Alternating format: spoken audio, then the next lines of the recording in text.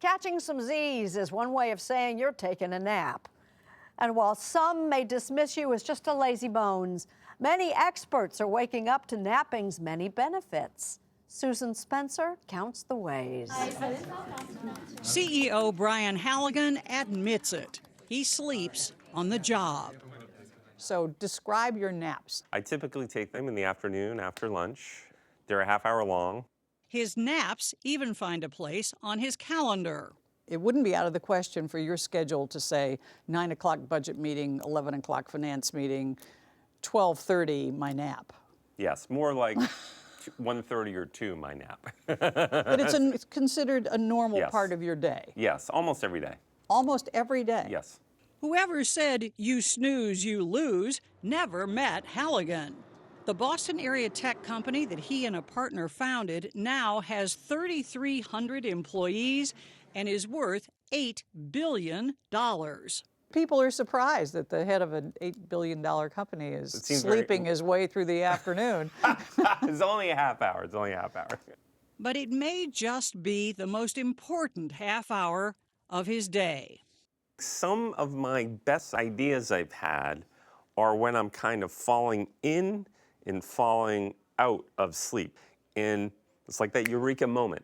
Describe for me what it is about this process that you think somehow invigorates you, I guess. I have this impression in my mind of when I fall asleep, there's this little tiny man with a mustache and a broom and like a dustpan, and he goes around and he like cleans up inside my brain. So when I wake up, it's like a clean room, and I'm like very energized, and my mind is open, and I'm ready to receive more information and process it in a much better way. And you are not at all self-conscious about talking about the man with the broom. No, no. The best window for a nap is actually the mid-afternoon. So 3 o'clock in the afternoon? Perfect. Dr. Charles Czeisler heads up the sleep medicine division at the Brigham and Women's Hospital in Boston, and he's a big fan of naps. If I'm at work and I take a nap, am I going to be performing better after that nap? You will, because actually you will consolidate some of the information you learned during the daytime, and you'll be able to remember it better after that nap. Just ask the folks at NASA. They found that pilots who napped an average of just 26 minutes improved performance by 34%. And other studies link napping to better cognition, sharper memory, less frustration. And if your boss comes along? You can explain to your boss that this is how you're keeping your performance at its best. Good luck with that one. But in 2013, Dr. Czeisler made that very pitch to the Boston Red Sox, who worried that lack of sleep was hurting their game. His advice? Put a nap room in the clubhouse. Once the nap room was finished, did anybody bother with it? They use it? Oh yeah, in fact, you couldn't get in because it was so popular with the players. It hasn't happened! You may recall that later that season, the well-rested Sox won the World Series. This is just amazing. And their sleep doctor got a championship ring. Has your name. Right, it has my name, which is kind of cool. What it should have are a bunch of little Z's. Right. The Red Sox joined a long list of celebrated nappers, from Leonardo da Vinci to Eleanor Roosevelt to John F. Kennedy. Winston Churchill, he believed in not holding back. Fueled by a breakfast consisting of brandy, among other things, he would routinely take a nap from 2 to 4. This is during the war. Get under the covers, take off his clothes. This is not just falling asleep on a couch. And we won the war. Precisely. Virginia Tech professor Roger Ekirch is a sleep historian. He says that until the 18th century, most Europeans and North Americans slept in 2 separate chunks. Generally, people went to bed between 9 and 10 p.m. Okay, that's kind They of slept normal. for 3.5 hours. They awakened not long after midnight. And then they do what? People reflected upon dreams, they meditated, they prayed, there were special prayers. For how long did they stay awake before they entered the second phase? Up to an hour or so.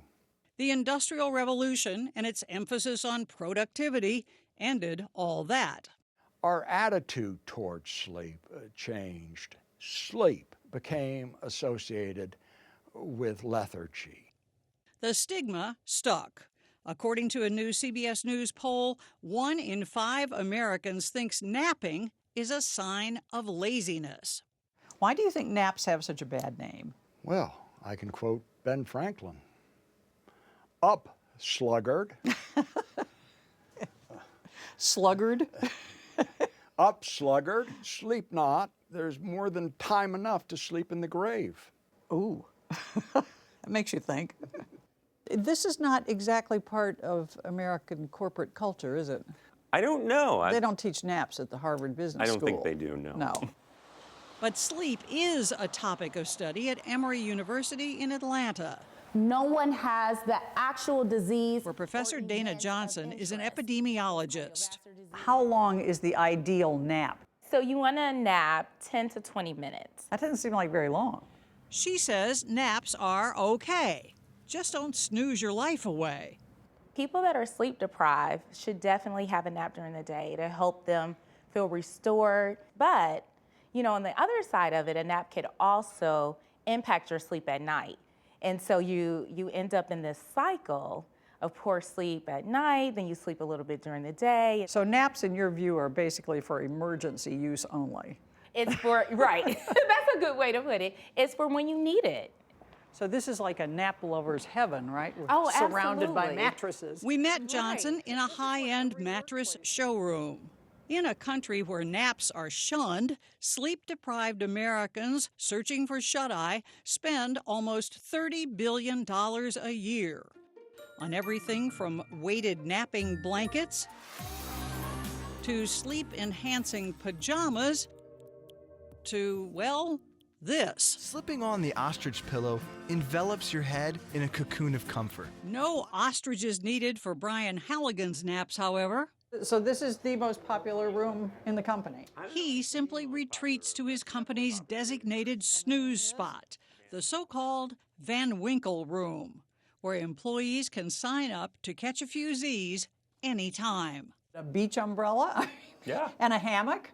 Relaxing.